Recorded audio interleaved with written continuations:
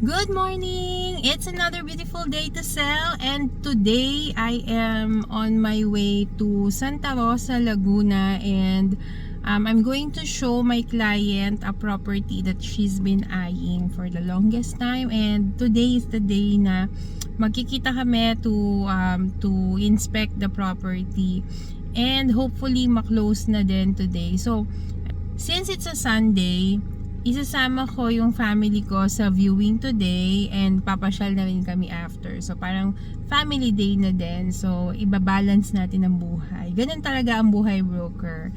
So maximize natin yung mga araw na ganito. So let's see kung ma-close ko yung deal. So see you later! Hi! So we're here na in Laguna, Bel Air. Hinihintay ko lang yung client ko. So as usual, maaga ako kasi hindi ako nalilate.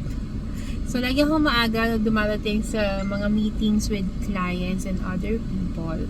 So umikot na kami kanina around the area kasi may pinuntahan akong listing kanina earlier. And nakakatuwa kasi ang dami ng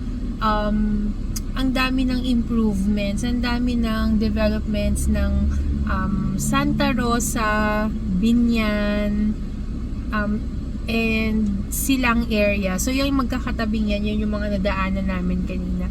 Ang dami ng developments, and I think for my clients this will be a good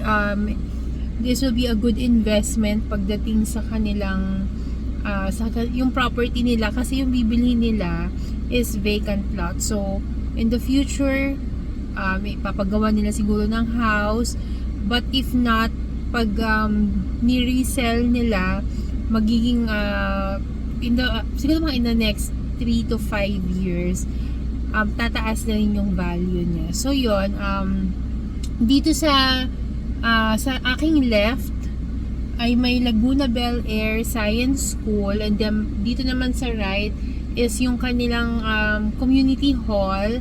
Tapos may open field, may mga nagsa-soccer ngayon, tapos may basketball court and playground. Tapos dahil Sunday ngayon, merong Sunday Bazaar. Ayan, so itutour ko kayo around Laguna Bel Air.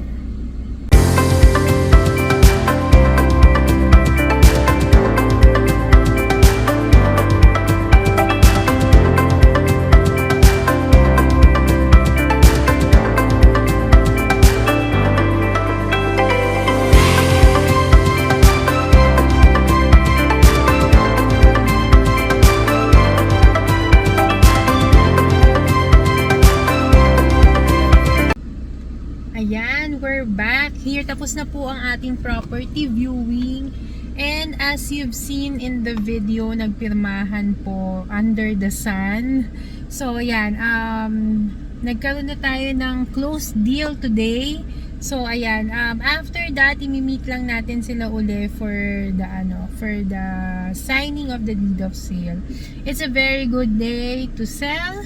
And ayan, babalik na ako sa aking mga anak at pamilya, sa aking asawa at mga anak, dahil family day naman after nating magtrabaho. So thank you for joining me today. See ya!